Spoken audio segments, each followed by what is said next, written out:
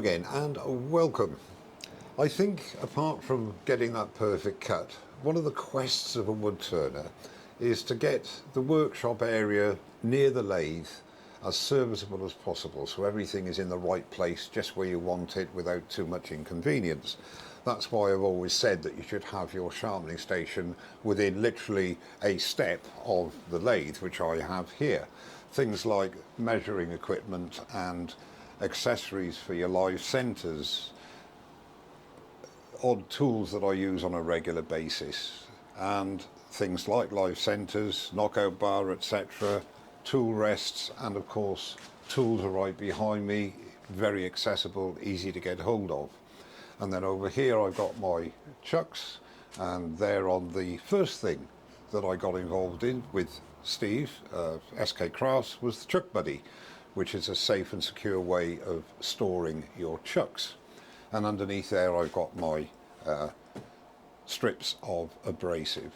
And then we go over to what is on my right when I'm behind the lathe, and that is this area here, which contains my, I can't call it a sanding station, but it's a sanding area with all my discs, sanding discs, and the arbors as well, a couple of extra arbors here.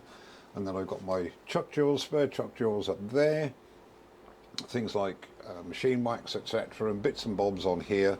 And then I've got lacquers, not that I use them very often, spray sanding sealers, ebonising, and then I've got the CA glue here, and then down the bottom here the oils, sanding sealer, which is these three things I use most often, is sanding sealer, True Grit, and Hampshire Sheen High Gloss, or a Hampshire Sheen wax. And then I've got my trusty glue gun here and my power sander, all within easy reach. However, this area has never been, I've never been happy with it, so I intend to reorganise it. And one of the main things is going to be the sanding area. I want that to be more serviceable. Now, to enable me to do that, I'm going to have to re-alter that. I'm not going to take you through it, but recently Steve brought out a range of sanding arbor and disc holders, and he does various sizes, 37mm, 50mm, 75mm, and I asked him if it's possible to do a 60mm, because I've also got 60mm sanding pads as well, and he said yes, of course, and he did. So they are going to feature in the reorganisation of this area to my right, to your left. Now, I'm not going to bore you with me doing it, but what I will do, you've seen what it looks like now, so that's how it looks like now, and I intend to completely alter this area here. I want the sanding stuff over here, which is more accessible, and that's what I want to do. So again, in the never-ending quest of trying to get things just right, that's what I'm going to be doing, and later on in this video I will show you the result and go through in detail the actual sanding station, what they are and how they're manufactured. Steve does a lot of different things. The tool holders are something that I am thinking about, where various tools could be attached to a wall safely and securely. The total amount of stuff that Steve does is quite large. He makes it all himself. Some of it is stock and some of it is custom made for individuals. And on that note, if you have an individual request, you can only ask, and if Steve can physically possibly do it, he will do it for you. There'll be a link in the description below to Steve's website and contact details, and it'll appear here now as well. So without further ado, I'm going to get on over here and I'll come back in a little while and show you what I've done. So this is the area after a day and a half. Other things got in the way, as they usually do, and as you can see, I've got the sanding disc and arbor holders put up, the 75mm, 60mm, 50mm and the 37mm. and I'll go into those in a little bit more detail in a little while. Essentially, I haven't moved much around. I've left my finishes and sanding sealer, waxes, etc. on this shelf here. I have tidied the shelves up, and I've moved a few things over to here, which are still very accessible but nice and tidy now. How long they'll stay tidy, I don't know. And I've moved my chuck jaws, so they're actually more accessible now as well, if I should need to change those. And I've kept most of the things in the same place, because after years of being in the same place, if you move them, you tend to forget where you've got them. So before I go into a little bit more detail about the sanding disc and arbor holders, I'll just pan around a little bit so you can just see what the situation is in total.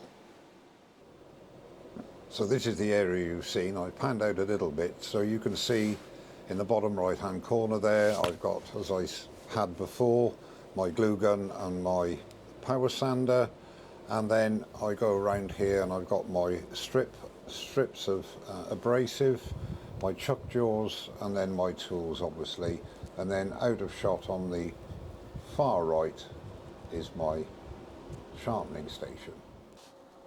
Now when you order the holders, they come with pre-drilled holes to put your standard arbors in. Well, some of my arbors, like on the second row there, are all quick release arbors. Okay, so all I had to do there was to drill a 10mm hole on the opposite side to where the original hole has been drilled by Steve, and I've just slotted them in, so that's worked out well. And on the bottom row there on the 75mm, I've got two ordinary arbors, which I use obviously in the inertia sander, and on the left hand side there is one quick release for the 75mm. And the same thing for the 50mm, they're all the quick release arbors, but on the far left there is a standard one for use in the inertia sanders, and the top, the little ones, again, one interchangeable quick release and one standard. And to the left there I've got my inertia sanders, and you can just see there to the right of the tight bond, that's my extra long sanding arm, which fits very nicely behind the arbors on the 60mm.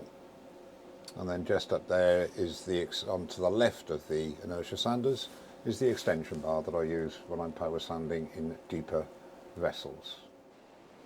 Well, I hope you found that video of some use, and the link to Steve's website will be in the description below.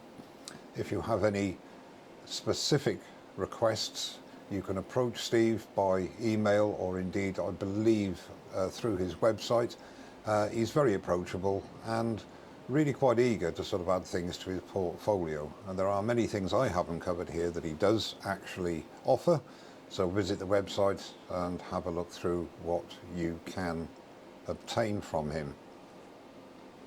All remains for me to do is to thank Skkrafts for allowing me to reorganise and tidy up this particular area of my workshop, which has been bugging me for many years. And thank you very much for watching. Don't forget to subscribe, and I'll see you on the next one. Cheers now.